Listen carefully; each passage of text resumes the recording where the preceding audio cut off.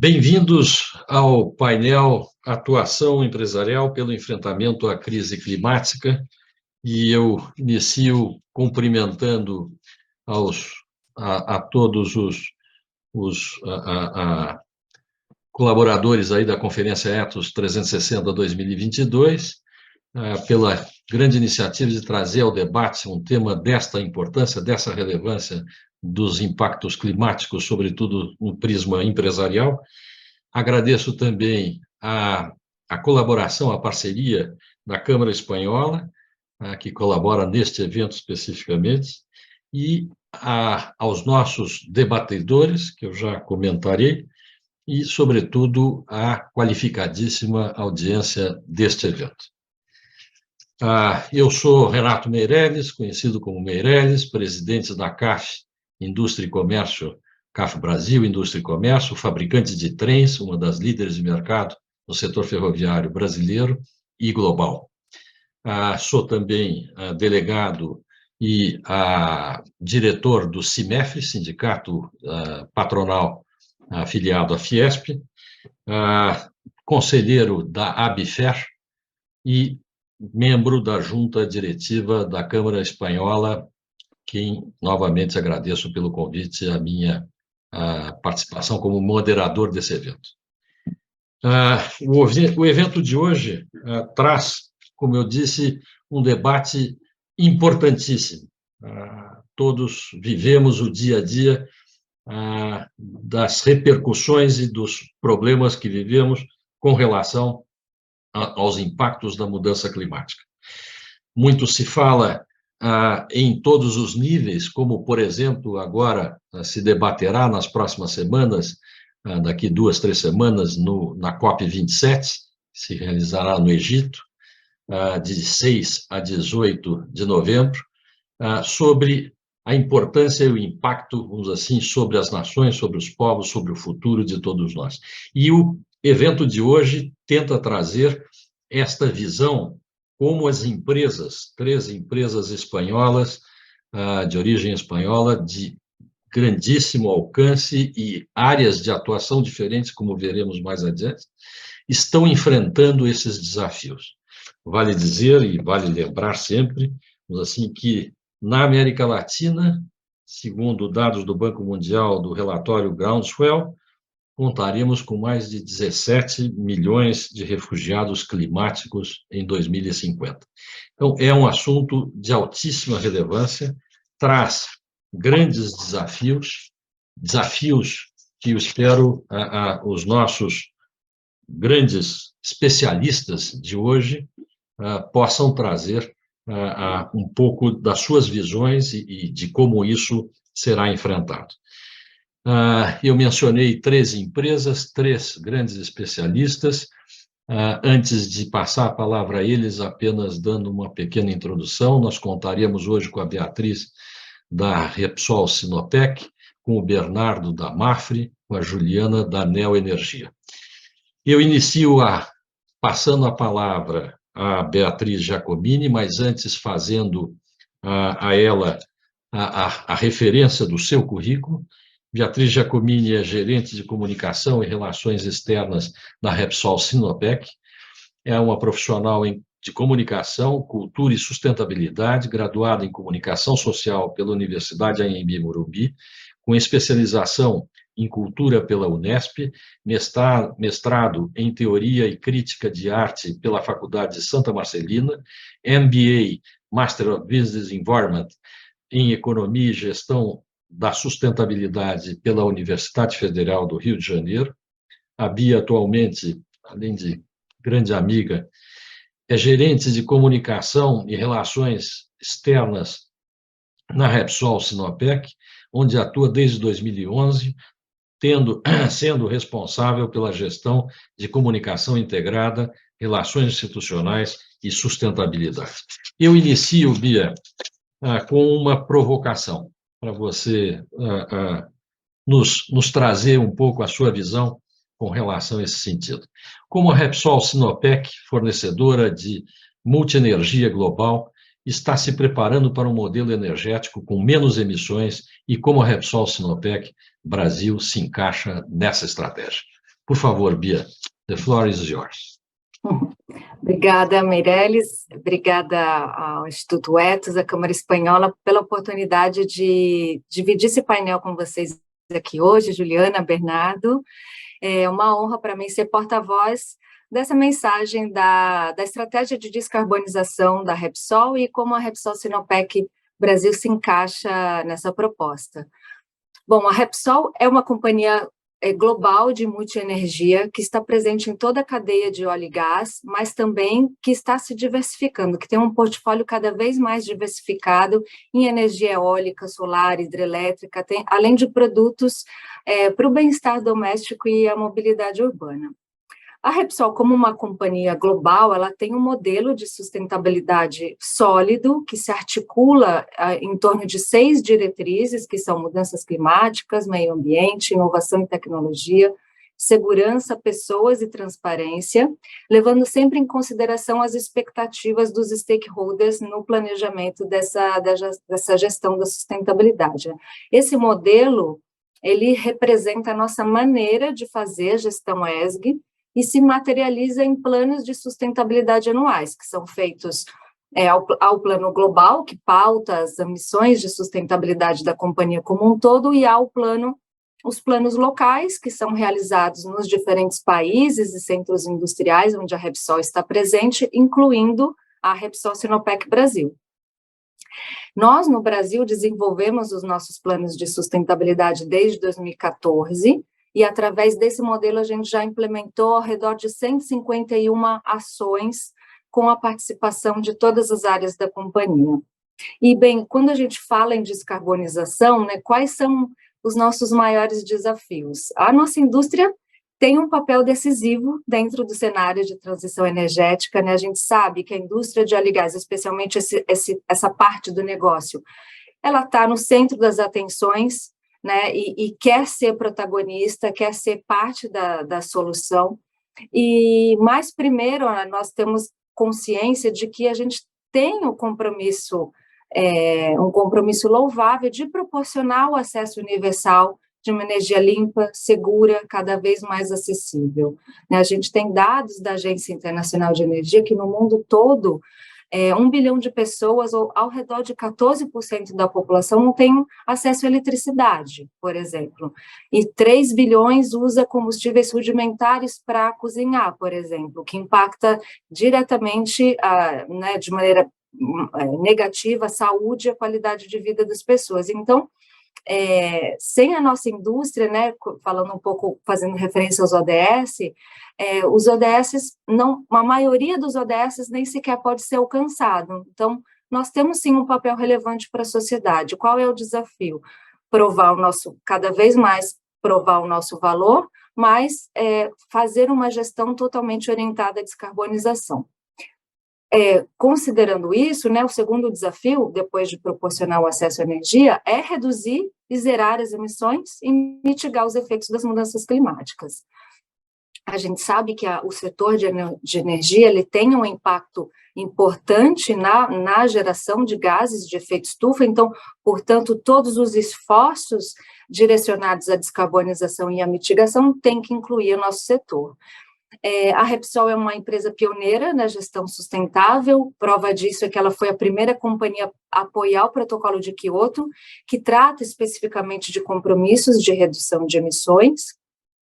Em 2006, lançou seu primeiro plano de redução de emissões, em 2015 aderiu ao Acordo de Paris, e em 2019 a gente tem muito orgulho em dizer, foi a primeira companhia do setor a declarar os seus objetivos em ser uma companhia zero emissões líquidas até 2050. É um objetivo bastante ousado, mas que a gente entende que está fazendo muita diferença para tudo que a gente faz aqui dentro. Importante salientar que a gente vê, a partir desse compromisso, né, e com o objetivo de descarbonização, uma oportunidade para desenvolver nossos novos negócios, de seguir crescendo como uma empresa multienergia, atendendo às diferentes necessidades da sociedade. E nessa estratégia, né, para reduzir fazer a gestão de carbono, reduzir a intensidade de carbono, há uma estratégia diversificada, assim como o negócio, e a estratégia orientada ao upstream, que é onde a Repsol Sinopec se encaixa, que são as atividades de exploração e produção de petróleo e gás, a Repsol Sinopec Brasil aparta valor de pelo menos 3 maneiras, né? Primeiro é o valor do upstream para o negócio como um todo, dentro do portfólio, né? Os ativos de upstream, que são aqueles que produzem petróleo e gás, eles são essenciais para a geração de valor da companhia, né? São esses ativos que vão financiar toda essa transição que requer grandes investimentos e tecnologia. Então, a gente acredita que, e além de tudo, esse insumo, ele ainda tem um papel importante na matriz energética, então ele continuará sendo importante mesmo em um cenário de descarbonização. A Repsol, ela tem, na sua estratégia, 14 projetos que são chave dentro do seu portfólio, e a Repsol Sinopec tem um posicionamento muito positivo. A gente tem já um campo produtivo, que é o de Sapinhoá, que é o terceiro maior campo produtivo do Brasil, e temos 2 projetos a futuro, muito promissores, um deles com foco em gás. A Repsol Sinopec foi responsável pela descoberta de Pão de Açúcar, que deve ser um dos ativos mais promissores na produção de gás natural do país e que vai aportar muito valor dentro do portfólio da companhia.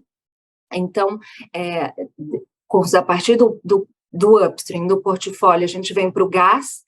Então, como é que a gente aporta valor? O gás natural, né, a gente vê no gás como essa fonte-chave para fazer essa transição energética de uma maneira ordenada, substituindo fontes mais intensivas de carbono e, por outro lado, proporcionando estabilidade a fontes renováveis menos intensivas, né, fontes renováveis de eólica, solar, que precisam de uma base segura para geração de energia. O gás natural já tem uma participação importante no nosso portfólio global, representa 68% das reservas. Então, esse futuro promissor do BMC33, ele se encaixa perfeitamente a essa estratégia da companhia em nível global. E terceiro, inovação e tecnologia. A gente conta com uma carteira de ativos de pesquisa e tecnologia importante no Brasil. Depois do Centro de Tecnologia da Repsol, que está em Madrid, o Brasil é o hub de tecnologia mais importante da companhia. A gente tem já um portfólio que está cada vez mais orientado a projetos de gestão de carbono. São projetos que tendem a encontrar soluções para armazenamento, para captura, armazenamento e uso de carbono, e gestão de carbono a partir de diferentes fontes e produção de combustíveis sintéticos, proteção da biodiversidade. Quer dizer, é um portfólio que está cada vez mais alinhado a uma estratégia de sustentabilidade, além da gestão de carbono para biodiversidade, para segurança. E, para concluir, assim, a gente tem uma história muito consistente de investimentos socioambientais que estiveram bastante orientados ao meio ambiente. Então, antes mesmo que a gente tenha instituição de mercado de carbono, voluntário ou regulado, a gente tem um histórico de florestas Repsol bastante importantes. Temos já 11 projetos de restauração florestal e apoiamos mais de 37 projetos ao longo da costa brasileira, né, dentro do bioma da Mata Atlântica, proporcionando o desenvolvimento sustentável a diferentes comunidades e aprimorando o planejamento e a sustentabilidade das áreas de conservação.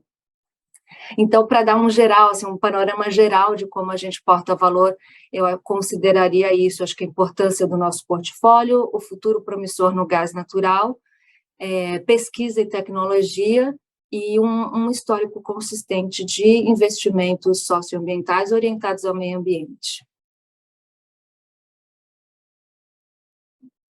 Excelente, excelente, Bia. Puxa, que beleza de trabalho que vocês estão fazendo aqui. Chama atenção uma série de informações muito, muito interessantes, que depois eu queria explorar um pouco mais com você num segundo momento.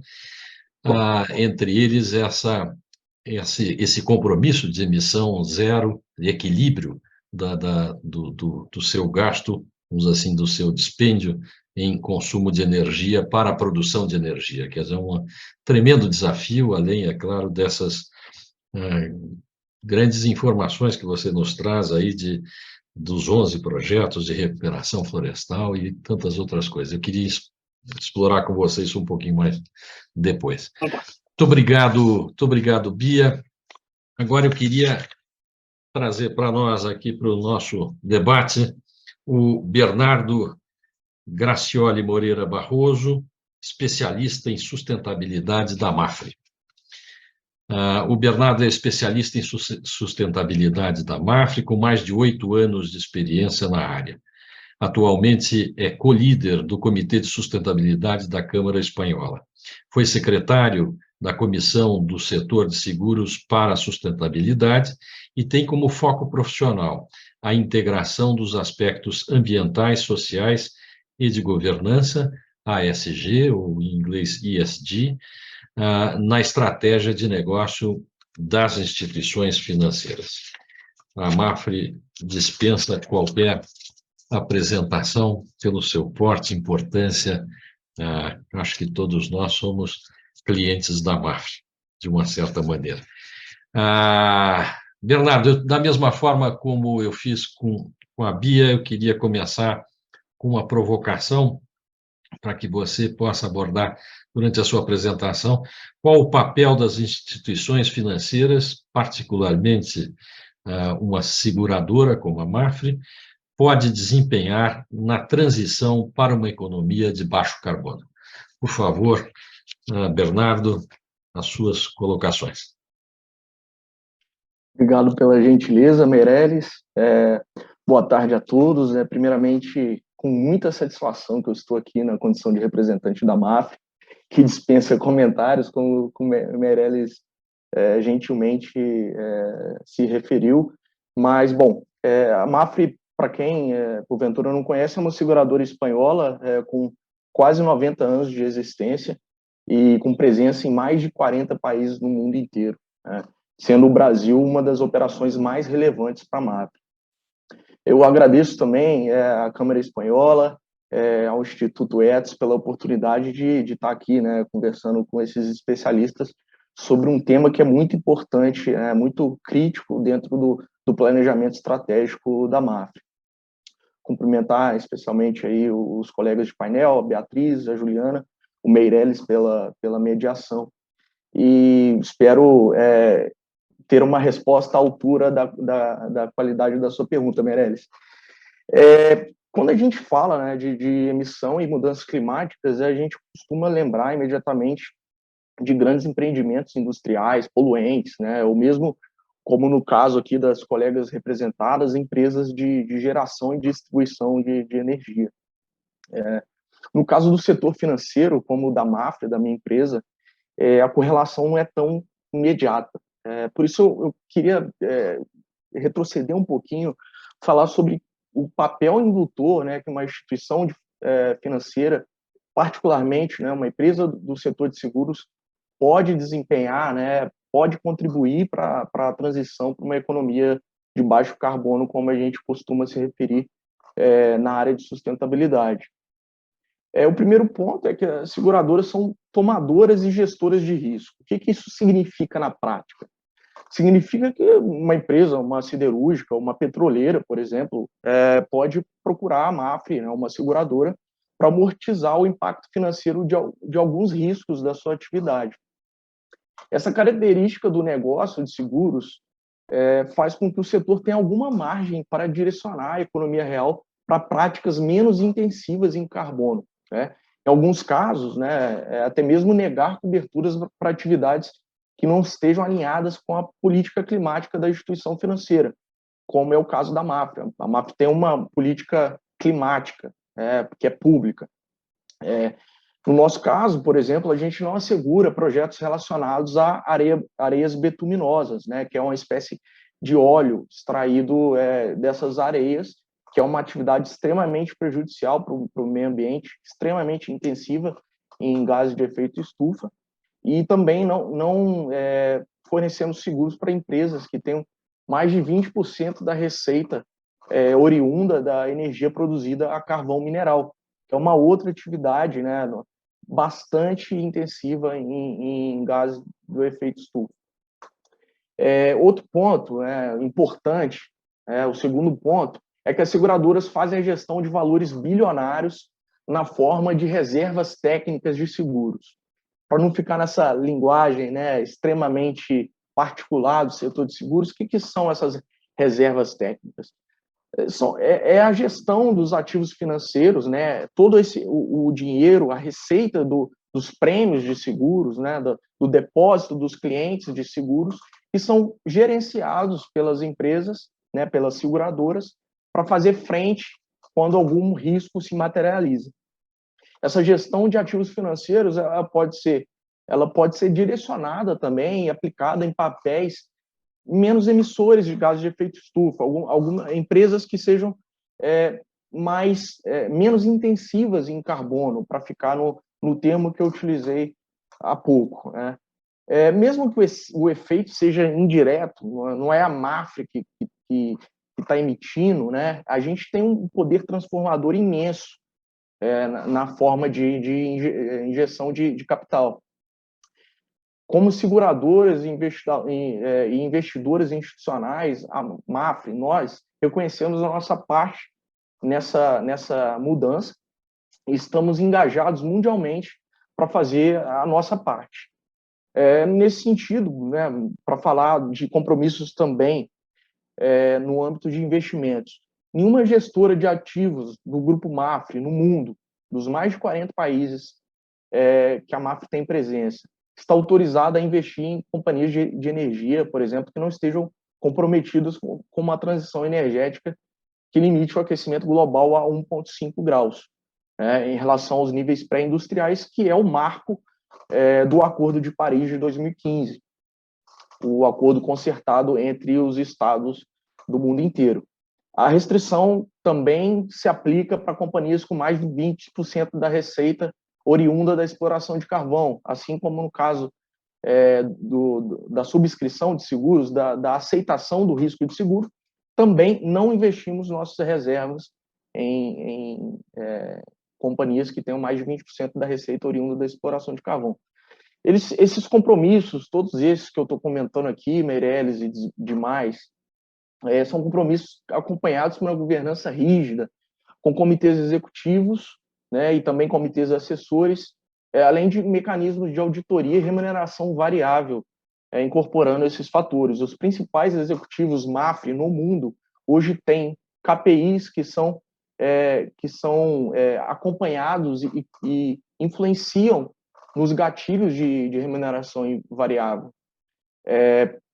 Eu estou falando um pouco do impacto indireto. O setor financeiro ele tem um impacto indireto muito relevante, é o mais material, né, para a gente, do ponto de vista de contribuição para mudanças climáticas, né, para atenuação do efeito das mudanças climáticas, mas a gente também tem impacto direto, né? As seguradoras também são empregadoras relevantes, nós temos estruturas físicas espalhadas pelo país, né, back-office que consome energia, promove deslocamento de pessoas, a gente consome recursos naturais, e também sejam compromissos públicos para limitar, né, para atenuar um pouco desse nosso impacto, né?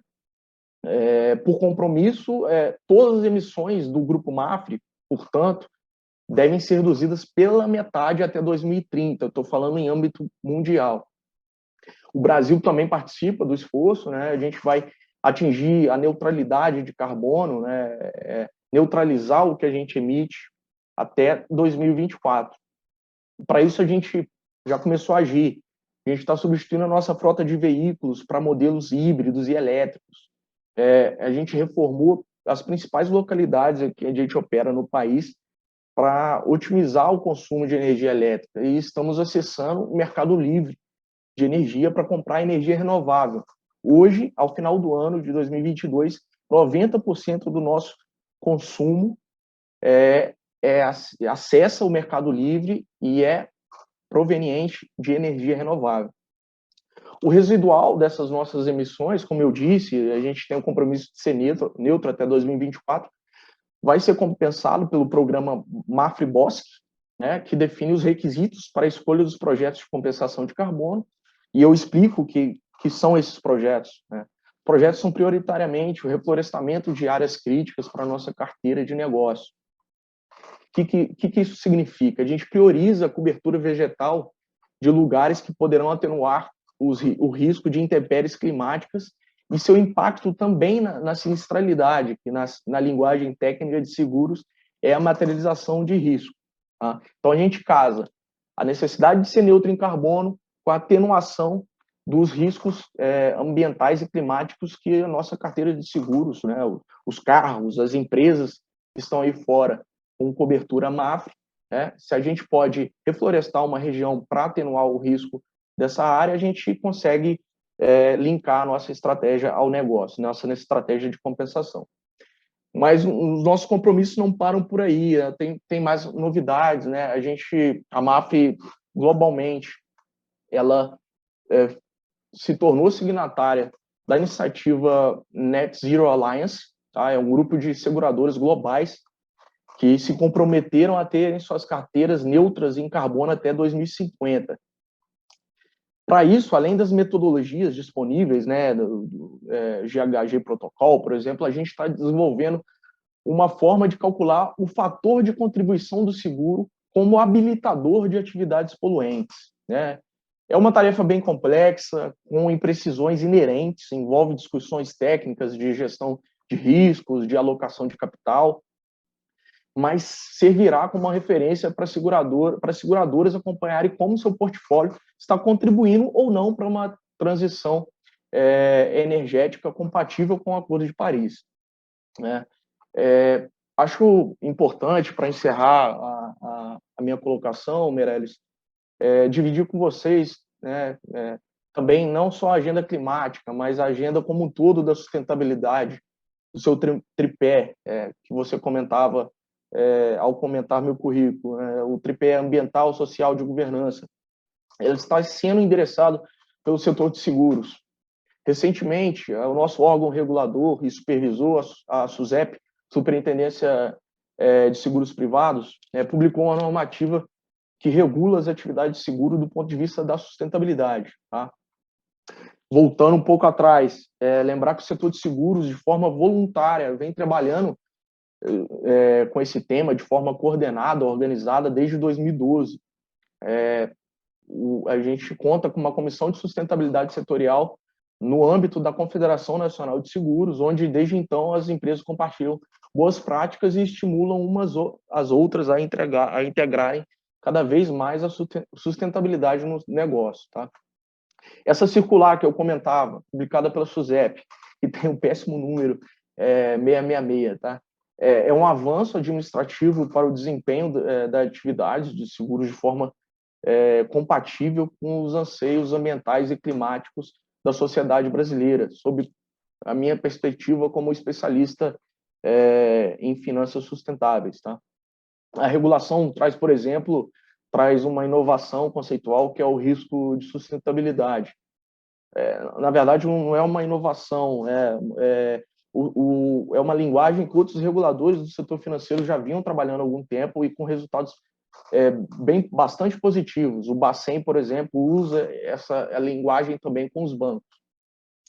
As seguradoras, dentro dessa circular, ela tem um cronograma de obrigatoriedades, começa a partir de 2023, já do ano que vem, até 2025, e deverão estudar os riscos sociais, ambientais e climáticos que incidem sobre o seu negócio, estruturar uma gestão de riscos responsiva, material e proporcional a esses riscos. Tá? Especificamente sobre as questões climáticas, a SUSEP solicita que as seguradoras utilizem projeção de cenários, por exemplo. Por exemplo, o impacto do aumento de X graus na sua carteira de seguros, para definirem a gestão de riscos nos piores e nos melhores cenários do clima. Isso aí vai depender da transição energética que o mundo vai se encaminhar daqui para frente. Também estaremos obrigados a estruturar a base de dados sobre perdas relacionadas ao clima, relacionando as ocorrências que indenizamos com eventos climáticos adversos. Algumas dessas obrigatoriedades deverão ser divulgadas abertamente à sociedade, aumentando a consciência coletiva sobre como a mudança climática está impactando as atividades econômicas e a vida humana, em última análise, né? Serão dados preciosos que poderão ser utilizados, respeitados, né, a individualidade estratégica de cada companhia, e poderá, em última análise, ajudar o poder público a aprimorar a resiliência, né, que é uma palavrinha da moda, mas que significa capacidade de suportar, né, o efeito das mudanças climáticas, né, os efeitos dos riscos físicos agudos e crônicos que podem ser materializados no contexto de emergência climática. Esse é um pouco do cenário que eu queria dividir com vocês, do setor de seguros. Estou aqui à disposição dos colegas, você, Meirelles, para provocações e trocas de ideias. Muito obrigado a todos. Muito bom, Bernardo. Muito interessante essa visão do lado de seguros, do lado financeiro, essa responsabilidade que vocês já têm incutido. Eu queria depois também, num segundo momento, entrar um pouco mais. Você já abordou até as minhas perguntas iniciais, vamos dizer assim, sobre esse enfrentamento ao ESG, mas eu queria, num segundo momento, novamente voltar a esse tema, que eu acho que é muito interessante, as métricas que a gente possa, de fato, buscar para esse enfrentamento. Muito interessante tudo que você vem fazendo nesse sentido, essa responsabilidade é bastante relevante. Bom, eu queria agora, assim, chamar a Juliana Esperança, a especialista de mudanças climáticas da Neoenergia. A Juliana é especialista em mudanças climáticas com mais de 15 anos de atuação na agenda, tendo passado por diversos setores, é um currículo muito bonito, a coordenação geral de mudanças globais do clima do Ministério da Ciência e Tecnologia, Ministério do Meio Ambiente, contribuindo na formação do primeiro Plano Nacional de Adaptação World Resources Institute, WRI Brasil, Grupo Fórum Clima do Instituto Ethos, que estamos aqui sendo recepcionados hoje, Instituto de Pesquisas Econômicas Aplicadas, o IPEA, coordenação da Câmara Técnica de Longo Prazo do Fórum Brasileiro de Mudanças Climáticas, Observatório de Agricultura de Baixo Carbono da Fundação Getúlio Vargas, entre outras. Juliana é doutora pelo Programa de Pós-Graduação em Desenvolvimento, Agricultura e Sociedade do CPDA, da Universidade Federal Rural do Rio de Janeiro, e atualmente especialista em mudanças climáticas da Neoenergia. Puxa vida, Juliana, parabéns. Eu também, como nos demais casos, faço uma provocação inicial, e daí, na sua exposição, quem sabe você consegue abordar também essas questões. Quais os desafios para o setor privado em conciliar os objetivos de acelerar o crescimento da economia, o aumento da oferta de energia e a transição energética? Por favor, Juliana, suas considerações.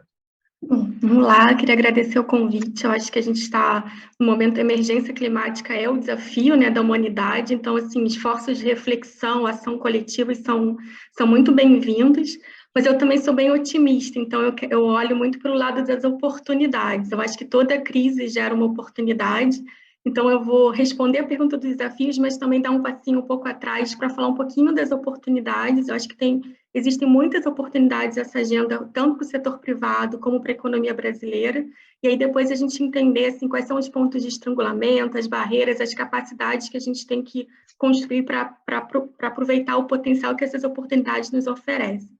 Então, assim, realmente o Brasil, né, ele está numa condição privilegiada, se a gente for olhar globalmente, né, as emissões do setor de energia, elas respondem por 1/3 das emissões, mas aqui a gente está numa situação diferente. A nossa matriz elétrica, ela é muito renovável, então a gente tem 83% da nossa matriz ela é renovável, no passado assentado aí na exploração, né, do potencial hídrico que a gente tinha, então muita geração hidrelétrica, mas a gente tem muitos potenciais, né? Os nossos recursos naturais são riquíssimos, então a gente, se comparar internacionalmente, a gente também tem um potencial eólico e solar muito bom, e aí eu acho que a gente também está avançando aí e garantindo essa matriz elétrica. Então, assim, a matriz elétrica brasileira ela responde só por 2% das emissões de gases de efeito de estufa do Brasil. Então, a gente está numa condição diferenciada, mas aí a gente fica perguntando, será que isso é confortável? Eu diria que sim e que não.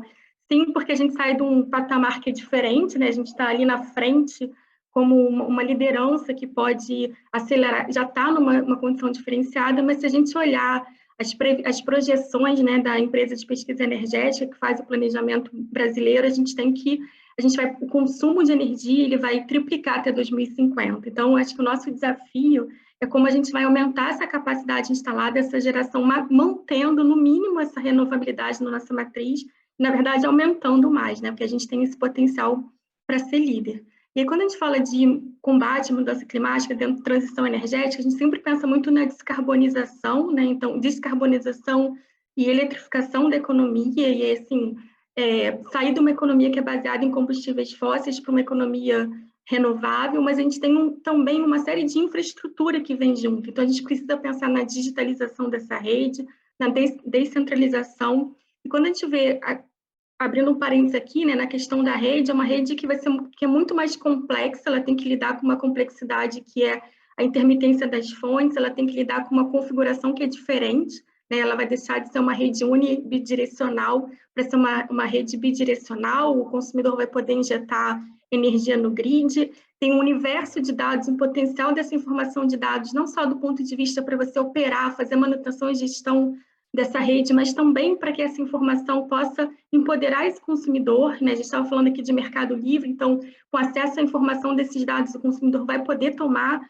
decisões mais conscientes, né, em prol de opções mais renováveis, que favoreçam a descarbonização. Então, tudo isso a gente está falando de um setor que está passando por uma modernização, né? Uma necessidade de modernização de seus marcos regulatórios, de inovação, de tecnologia, e aí a gente começar a falar um pouquinho dos desafios, né? Assim, é muito investimento, então, para a gente atrair capital, acho que o primeiro passo é a gente ter marcos regulatórios muito claros, as regras precisam estar claras, bem definidas para ter essa atração, essa segurança jurídica para todo esse esforço que a gente vai precisar empreender, tanto do ponto de vista de atender esse consumo em bases renováveis, mas como toda essa reconfiguração dessa rede. São novos postos de trabalho, né, pautados em inovação, ciência e tecnologia, então eu acho que é um tema que não pode faltar.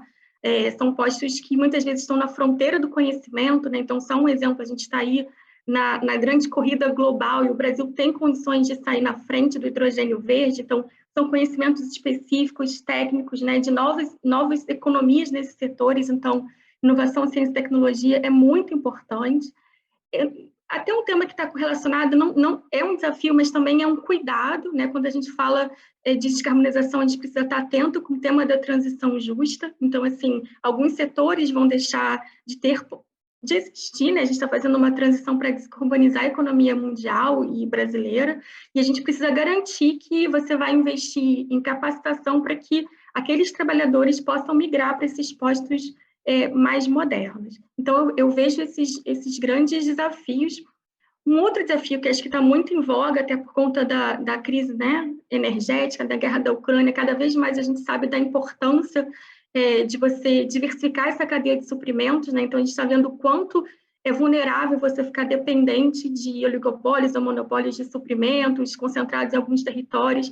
E aqui eu vejo uma grande oportunidade, eu acho que quando a gente pensar toda essa economia que eu estou falando, né, assim, hidrogênio verde, o aumento dessa capacidade instalada, a gente no momento está discutindo o marco regulatório eólico offshore, então se a gente tiver uma cadeia de suprimentos nacional, a gente tem uma oportunidade para estar reindustrializando a nossa economia. Então, no contexto global, onde a conjuntura é a favor da descarbonização, da neutralização, e que a gente vê até essas discussões, né, de ajuste de fronteira, de você estar precificando os produtos importados, quando a gente está colocando energia limpa e renovável nos nossos produtos, a gente está aumentando a competitividade dos produtos brasileiros perante o mercado internacional.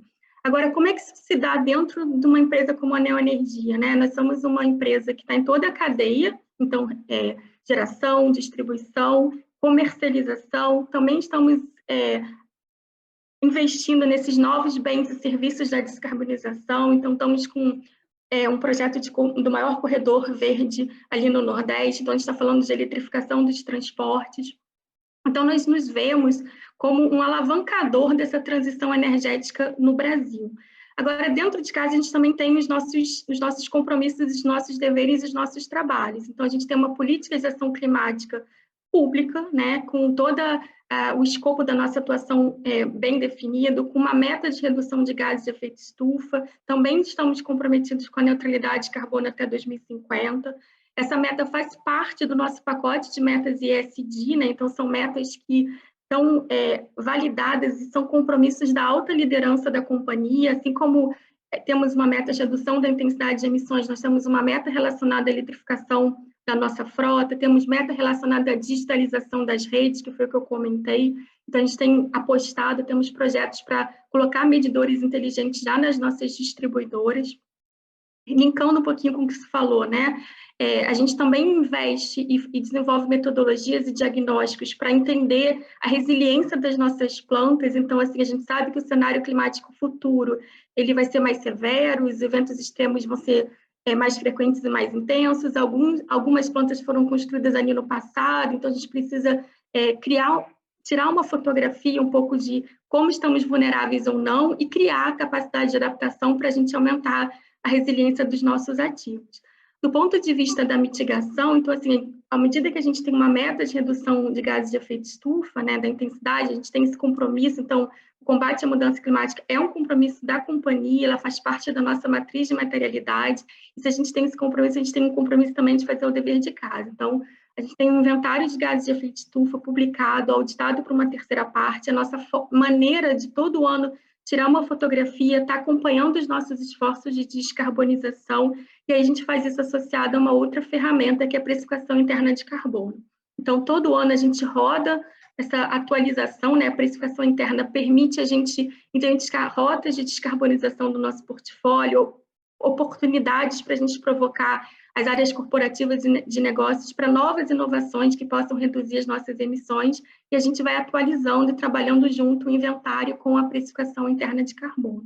Eu acho que são ferramentas que nos apoiam e ajudam também a acessar o que a gente tem visto, né? Foi comentado aqui também, os investidores, eles querem investir em empresas que estão compromissadas com a redução das emissões, empresas que aplicam metodologias para entender, né, assim, construir resiliência climática dentro dos nossos ativos e ter metas ESG correlacionadas com mudanças climáticas, tem outros temas também. Acho que é muito importante a gente ter metas e compromissos monitoráveis, porque aí a gente consegue, de uma certa forma, é uma oportunidade também para a gente acessar esse recurso, que é o recurso do investimento verde, dos títulos, dos green bonds, que é o que se aponta, né? Nenhum investidor mais, assim, mudança climática é um risco para o portfólio deles, e a gente também vê isso como uma grande oportunidade para a gente acessar esse recurso, porque as tarefas são enormes, inúmeras, né? Para a gente aumentar e atender 3 vezes de consumo que o Brasil vai ter, então a gente vai precisar de muito investimento e muitos desafios aí, como eu comentei, de marcos regulatórios, de inovação, de ciência e tecnologia. Eu vou ficar por aqui para a gente ter um tempo aqui para trocar um pouco mais de ideias e, mais uma vez, agradecer o convite. Olha, excelente, excelente, Juliana, sua visão e pela posição justamente da Neoenergia estar em diversas etapas, vamos dizer assim, do setor, desde a sua geração, a transmissão, a distribuição, faz com que você tenha uma visão plural desse assunto. E realmente você trouxe na sua primeira fala o que eu queria ter trazido no começo e deixei para provocar, para ver se isso realmente saltava nas apresentações. Eu acho que toda a crise dela emanam diversas oportunidades. E percebo, pela apresentação dos três, que realmente isso ficou muito claro, muito evidente. Muito interessante essa sua visão energética.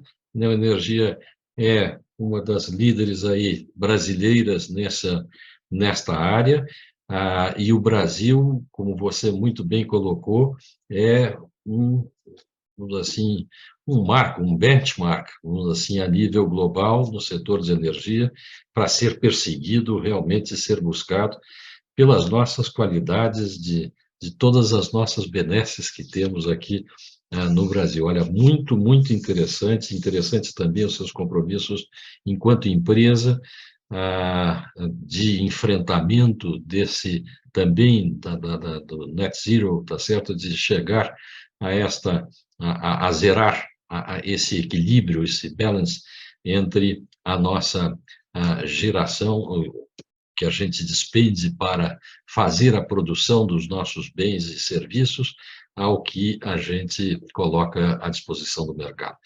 Olha, realmente eu fico lisonjeado, vamos assim, de ter tido a oportunidade de participar como moderador, assim, dessas 3 apresentações muito, muito interessantes.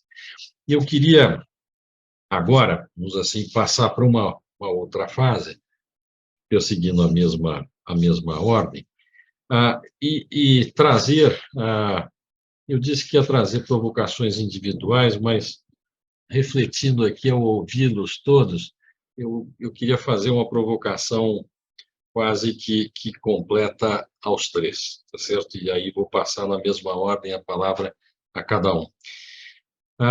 Esse aspecto por trás das crises virem as oportunidades, eu queria que vocês colocassem as suas empresas nesse prisma, quer dizer, quais são as grandes oportunidades que as empresas de vocês vislumbram neste cenário, evidentemente brasileiro, né? Não estou discutindo aqui as nossas matrizes, tá certo? Segundo ponto que eu destaco é esse que eu comentava há pouco, esse país abençoado por Deus, onde a gente tem essas capacidades extraordinárias, né? Eu não tenho os números mais facilmente, mas certamente a Juliana os terá, vamos assim, com relação ao crescimento da energia renovável no Brasil, na matriz energética brasileira, e todo um caminho de elevação que nós temos nesse sentido. Quer dizer, já desde a época do Proálcool, a gente vem modificando essa nossa matriz energética, não só porque já tínhamos uma reserva hidráulica muito, muito importante nessa matriz, depois entramos com o combustível, o etanol, o álcool naquela época, etanol, a sua nomenclatura hoje, com uma vasta condição de expansão e, inclusive, a geração de energia elétrica do bagaço, vamos dizer assim, do restevo, do que sobra de saldo na sua exploração da cana-de-açúcar. Quer dizer, o Brasil tem aqui áreas gigantescas para exploração eólica, para exploração, assim, solar, em condições muito particulares do ponto de vista global. O terceiro ponto, o impacto da guerra nesse cenário. Quer dizer, nós estamos longe, mas, ao mesmo tempo, muito próximos, porque o preço do combustível mais de guia, vamos dizer assim, o petróleo está impactado, estará impactado, sabe-se lá quanto tempo esse desastre ainda permanecerá. Quer dizer, como é que vocês vislumbram quais as oportunidades que a gente passa a ter como Brasil neste cenário? Um ponto que o Bernardo trouxe, todos trouxeram, na verdade, é a questão do ESG, tá certo? Como é que as métricas, porque eu sempre tenho essa dúvida, que todos reconhecemos a importância de perseguirmos, assim, o ESG nas nossas empresas, isto é fundamental. Mas quais são as métricas, se temos alguma métrica para a gente poder abordar? E, por fim, o Juliana também mencionou, a Beatriz também falou sobre isso, com relação a green bonds. Quer dizer, a importância, a relevância deste mercado de carbono, não apenas os green bonds, mas os nossos créditos de carbono que nós temos tão desejados, tão queridos, vamos dizer assim, na nossa matriz de custo, e que poderia, inclusive, ajudar sobremaneira na conservação, na continuidade da conservação meioambiental brasileira, entre outros quesitos. Dito isso, feito esse preâmbulo, eu queria, então, voltar, e com esta provocação desses 4, 5 temas, pedir à Bia, minha amiga Bia, que traga um pouco os seus pensamentos, e não apenas como Repsol Sinopec, mas também nessa impressão, vamos dizer assim, de especialista no setor, o que você pode nos aportar nesse sentido. Por favor, Bia. E aí eu peço a você também, depois de você fazer uma ponderação, que você também faça as suas colocações finais. Por favor, Bia. Bom, vou tentar, Meirelles, porque é um tema apaixonante, mas é muito complexo também, né? Com muitas variáveis, então a gente tem que tomar muito cuidado para se posicionar. Mas o que eu poderia te dizer, né? A Repsol, ela pretende estar muito bem posicionada, especialmente como uma fornecedora de gás natural, né? É um combustível que a gente vê como essencial nessa fase de transição, mas é porque também é um combustível seguro, eficiente, né? Menos intensivo em carbono, e que já faz parte, tem uma participação importante dentro do portfólio da companhia. E isso coincide com o nosso projeto futuro, que é o BMC 33. Então, é uma aposta importante tanto em nível local como internacional. E a gente vive um momento em que essa segurança no fornecimento de energia, ele é especialmente relevante devido ao contexto internacional atual, né? Então, recentemente, a União Europeia, ela né, incide assim, sobre a importância do gás, né, na transição energética, é chave para a redução de emissões e para a geração elétrica, especialmente para a geração elétrica, né, de serviços na Europa, né, mais do que aqui no Brasil. Então, a gente vive esse contexto atual, o gás tem esse papel-chave, e a gente vê o Brasil como um país, né, com um ativo que vai aportar muito valor, não é imediatamente, é a futuro, mas que se encaixa perfeitamente dentro de uma estratégia da companhia e dentro de um contexto internacional que exige segurança energética, né? Então, o gás, ele nos atende no quesito da segurança, mas também nos atende no quesito de ser um combustível menos intensivo em carbono. Então, acho que iria por aí com relação ao que a gente tem de negócio e como ele se encontra no contexto atual, internacional e local. E outra, com relação às metas de ESG, né, o nosso modelo de ESG ele acontece através dos planos de sustentabilidade. No que se diz respeito especialmente a mudanças climáticas, a gente tem um objetivo 2050 de 0 emissões, mas há metas intermediárias até lá, e essas metas, então, até 2030, a Repsol pretende alcançar menos 28% de intensidade de carbono, até 2040, 55%, e até, finalmente, 100% até 2050. São metas públicas, são metas que são compartilhadas dentro de um contexto de comunicação para investidores, né? A gente tem todo um protocolo que segue princípios de comunicação específicas com esses investidores ESG, e que são públicos, podem ser consultados a qualquer momento nos canais da Repsol.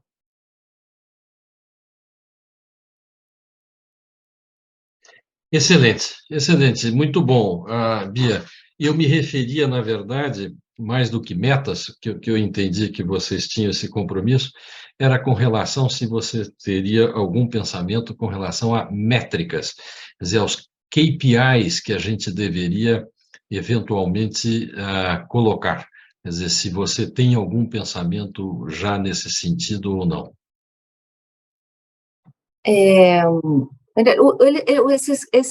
Essas métricas, elas precisam existir, porque se a gente não mede, não é possível fazer o acompanhamento do alcance desses objetivos, né? Então, há muitas métricas, assim, eu te disse algumas gerais, há outras mais específicas com relação a emissões, que são relacionadas à eficiência, que estão relacionadas a emissões de gases de efeito estufa dentro de um ambiente de operações ou de gases de metano. Então, há outras mais específicas no âmbito das operações que também, de onde se faz segmento, né, se faz uma medição, e quando a gente fala de metas totais, a gente fala de toneladas de CO2 equivalente, mas na particularidade das operações, você tem aí diferentes gases, especialmente o metano, acho que é o mais diferencial deles, onde há metas específicas e planos de acompanhamento.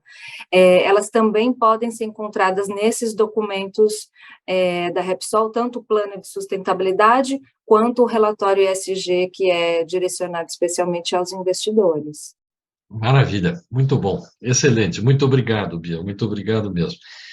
Bernardo, no seu caso, além de abordar esses aspectos, eu queria pedir para você, com relação justamente a esse aspecto do cumprimento do ESG, que você trouxe para a gente, da forma, inclusive, como a própria Agência Brasileira de Seguros tem tratado, vamos dizer assim, com relação a esse assunto. E, além disso, se você, na Mafre, tem visto, como membro do mercado financeiro, uma melhor fluidez de projetos que têm se alavancado pelos green bonds. E se você, na seguradora, tem experimentado algum desconto a nível de prêmio para projetos que cumpram esses processos de ESG e que tenham sua alavancagem naturalmente produzida por green bonds, além daqueles aspectos que eu citei aqui de oportunidades, Brasil, uma terra abençoada, tá certo? Os impactos da guerra e a questão do mercado de carbono free. Por favor, Bernardo. Legal. E também, por favor, se encaminhe para o seu fechamento depois que você der essa sua colocação, essa sua visão. Obrigado. Ótimo, excelentes reflexões, Meirelles, e provocações. São muitas, eu vou tentar ser sucinto, e se eventualmente ficar uma ou outra sem resposta, por favor, manifeste, que eu tento cobrir. Bom, sobre oportunidades, né? O que a gente conversou hoje é uma revolução, né? A gente na linguagem, né, do Acordo de Paris, por exemplo, a meta de manter, né, a temperatura média da Terra em 1,5 graus, pré-industrial, já deixa uma pista do que a gente vai passar agora. É uma revolução da forma de fazer negócio. São novas empresas que vão surgir, novos setores vão surgir, outros vão, né, passar pela transição. Então, a oportunidade estar na vanguarda, oferecer produtos condizentes com a realidade da economia real. Eu estou falando da perspectiva, né, do seguro, mas isso valeria para o crédito também e financiamento. Estar preparado para toda essa transformação que vai ser necessária, tá?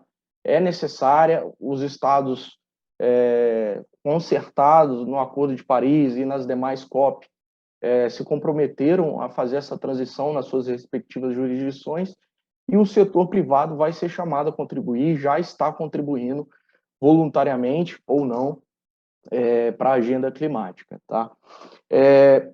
E aí, essa reflexão me traz um pouco uma provocação também, que eu acho que é importante a gente conversar sobre uma transformação da cultura corporativa. E aí, pensando, né, Meirelles, no caso da guerra da Ucrânia, que inflacionou o mercado, que principalmente, né, de energia, mas também fertilizantes, por exemplo. Qual é o impacto, né, da escassez, né, ou do aumento do preço do fertilizante para o produtor agro brasileiro, né? Isso ir para o setor de seguros, que a gente tem uma correlação entre risco de crédito e índice de fraude, por exemplo, ou de recurso disponível para ir lá e acessar o mercado financeiro, comprar um crédito, seguro, né? Isso tudo são reflexões estruturais e a gente está muito condicionado a pensar em curto prazo, contingência diária, imprevisibilidades estruturais do nosso país e do mundo, né? A cobrança pelo retorno rápido são realidades inescapáveis. Eu acho que a gente tem a oportunidade de parar, pensar no entorno estratégico, olhar para cenários mais alongados, né? Fazer testes de estresse, né? Cenários climáticos, preparados para um desafio que se impõe a todos, né? Sem exceção, como é o caso das mudanças climáticas. Me faz puxar o outro ponto, né? Que foi trazido também pela Juliana. A agenda de sustentabilidade é uma agenda colaborativa, né? Estamos todos enfrentando os mesmos desafios. O espaço para colaboração é imenso, né? Na minha fala anterior, eu comentei um pouco sobre dados, sobre banco de dados que a Superintendência de Seguros vai exigir das seguradoras, né? Compartilhar dados relacionados à emergência climática é imperativo para conseguirmos enfrentá-la.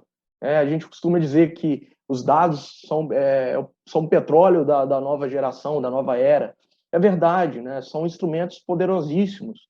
Podem ser utilizados também para resiliência climática.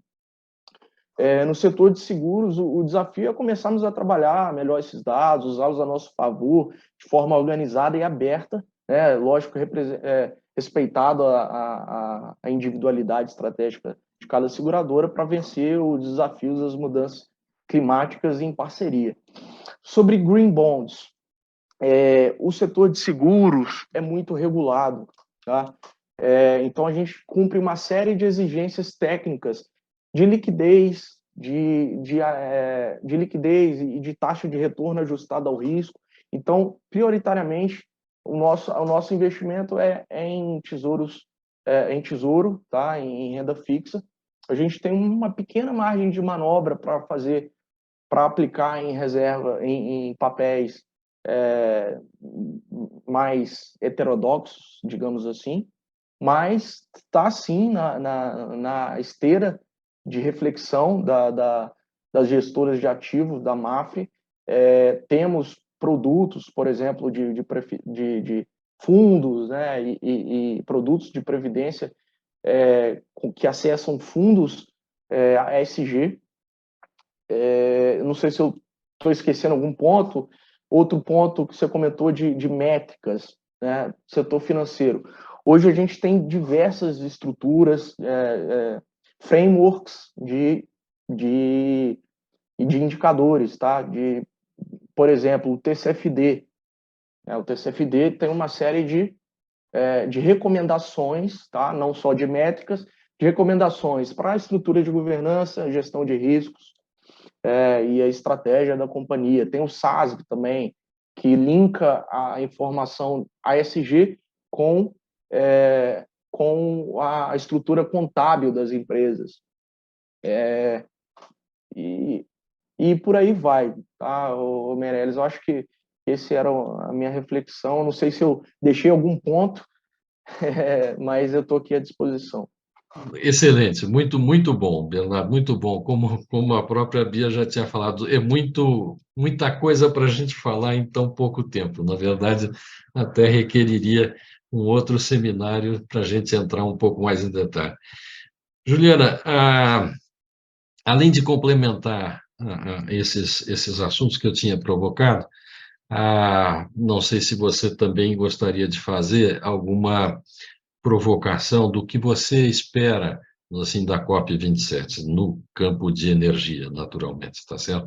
Se você espera dela proporem ou acontecerem realmente mudanças mais importantes, porque o lado empresarial sempre trabalha com muita antecedência, né, a realização desses eventos para poder brifar, né, e ter um posicionamento da sociedade civil, da sociedade privada, com relação a esses anseios.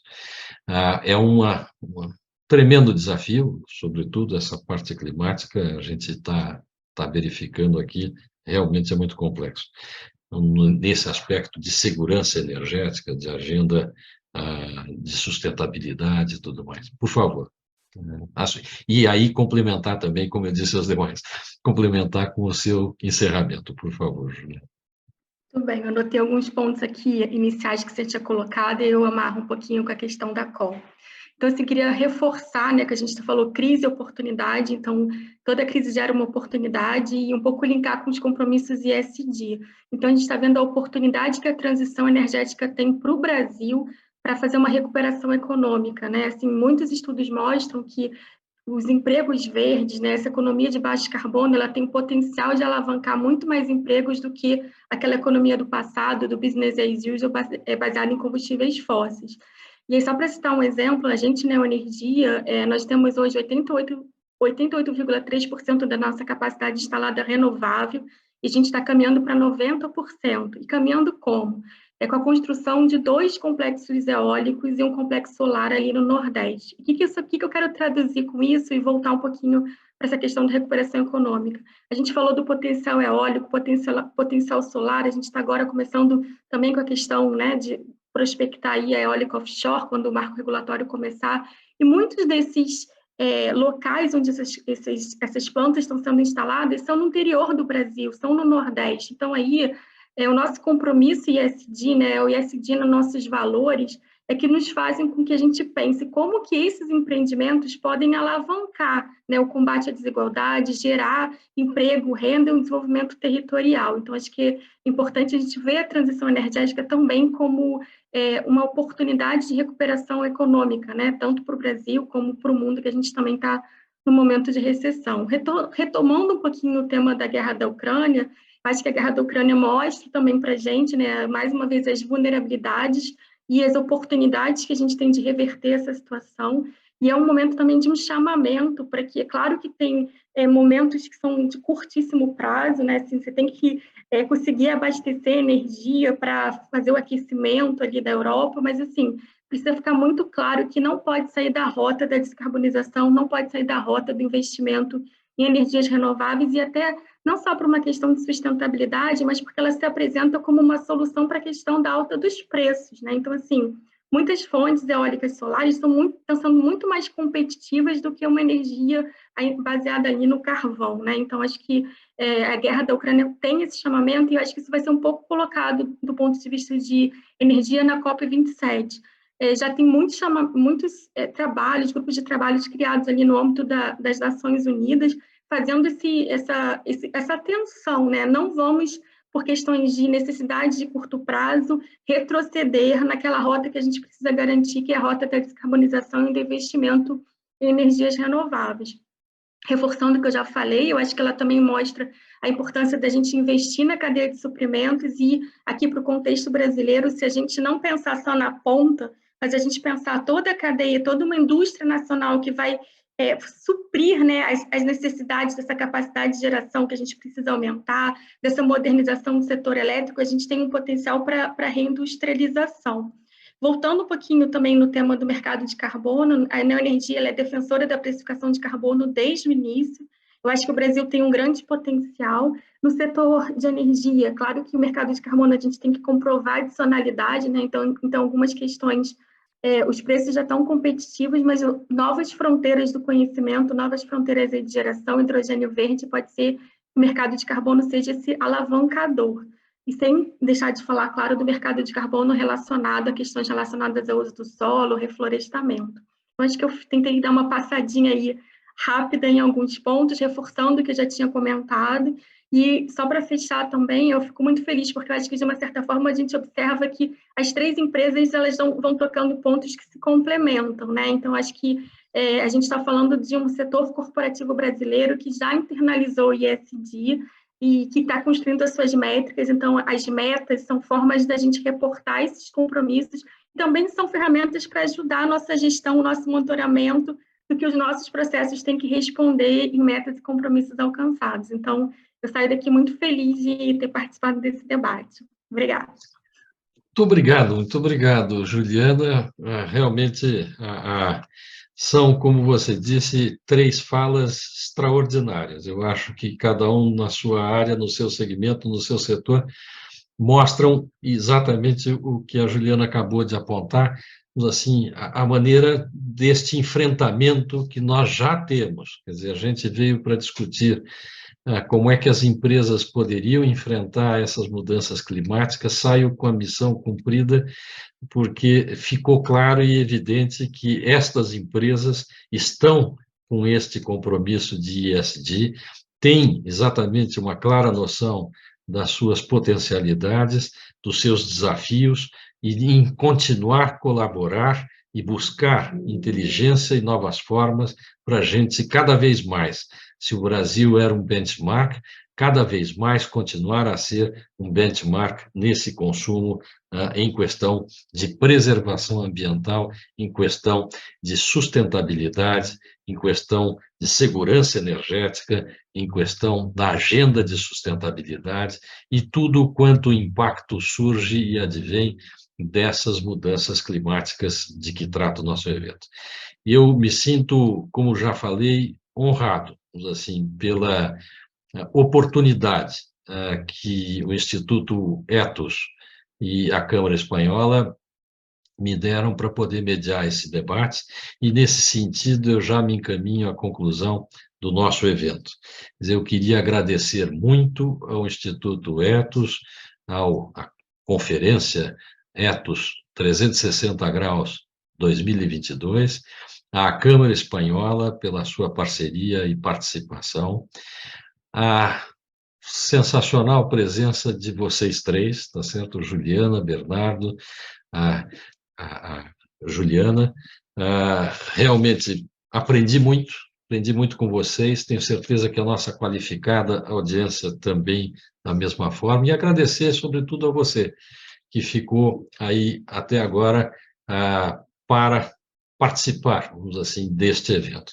E queria fechar o nosso evento com uma mensagem do Instituto Ethos, quer dizer que, se você gostou da nossa conversa, deixe a sua curtida, seu comentário e se inscreva no canal do Instituto Ethos, para você receber as notificações e acompanhar os bate-papos. Todo o conteúdo estará disponível na playlist Conferência Ethos 2022. A todos, o meu muito, muito obrigado. Foi uma honra.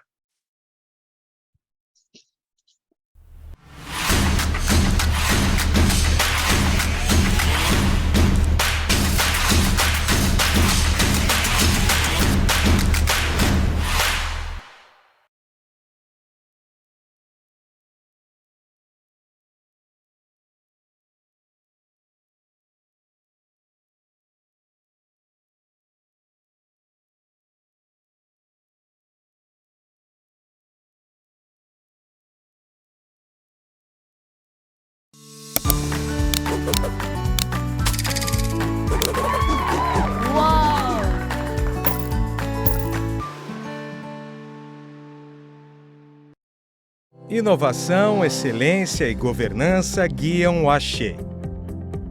Farmacêutica mais inovadora do Brasil e líder em prescrição médica. O Axê leva à sociedade soluções inovadoras para contribuir com tratamentos seguros e eficazes.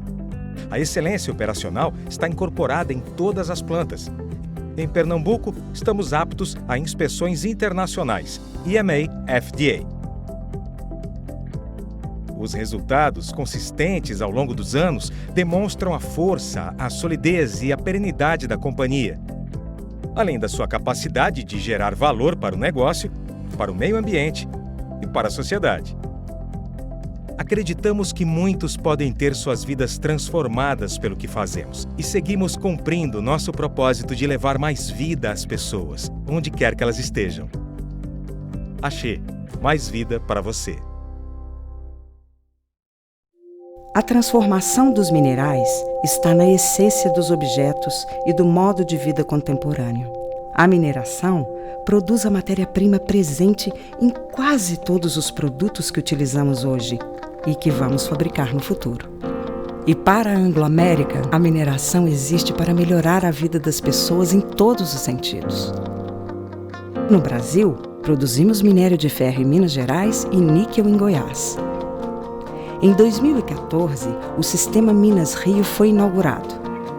Essa operação integra todas as etapas: lavra, beneficiamento, transporte por mineiroduto e embarque no Porto do Açu.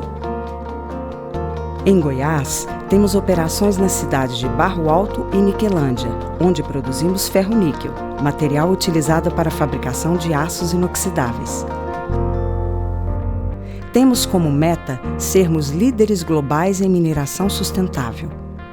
Isso significa, por exemplo, sermos uma empresa que colabora com a construção de comunidades prósperas, com foco em educação e saúde, e com um meio ambiente saudável, buscando reduzir o uso de água e as emissões de carbono nas operações. E assim, com compromisso e transparência, oportunidades e possibilidades de crescimento são criadas para todos os municípios e regiões que hospedam nossas operações. Anglo-América, mineração e pessoas que fazem a diferença. Todos os dias, criamos embalagens infinitamente recicláveis e contribuímos de diferentes formas para a sustentabilidade ambiental, social e econômica do planeta. Grande parte dessa contribuição está na forma como tratamos uns aos outros, porque na Ball somos uma só família. Ball, líder na fabricação de latas de alumínio sustentáveis. A gente não consegue acelerar o tempo, mas podemos acelerar ainda mais as nossas ações, usando o tempo que nós temos hoje para transformar o futuro. Por isso, a Braskem, alinhada com os Objetivos de Desenvolvimento Sustentável da ONU para 2030, assumiu novos compromissos com as pessoas e com o planeta. Trabalhando em 7 dimensões diferentes, temos muitas metas para os próximos anos. Entre elas, a eliminação de resíduos plásticos, a ampliação do portfólio I'm Green, nosso plástico feito de material renovável e reciclado, a promoção da diversidade, equidade e inclusão e a neutralização das nossas emissões de gás carbônico até 2050 para combatermos as mudanças climáticas. Vamos transformar o mundo em um lugar mais sustentável para todos, deste tempo e dos próximos. Braskem, um futuro mais sustentável hoje.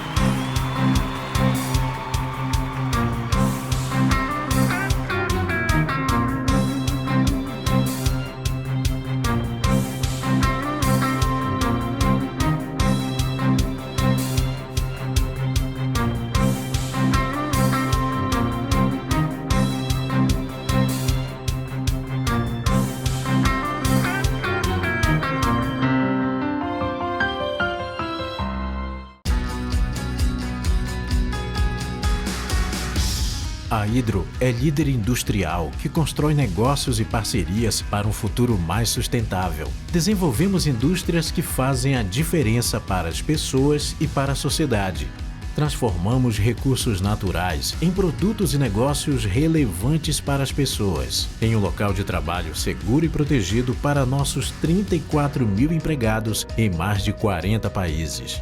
No Brasil, estamos presentes em toda a cadeia do alumínio, com a extração da bauxita, refino da alumina e a fabricação do alumínio primário no Pará, e as fábricas de extrusão em São Paulo e Santa Catarina. A Hydro está comprometida em liderar o setor na criação de um futuro mais sustentável, criando sociedades mais viáveis ao desenvolver recursos naturais em produtos e soluções de maneiras inovadoras e eficientes.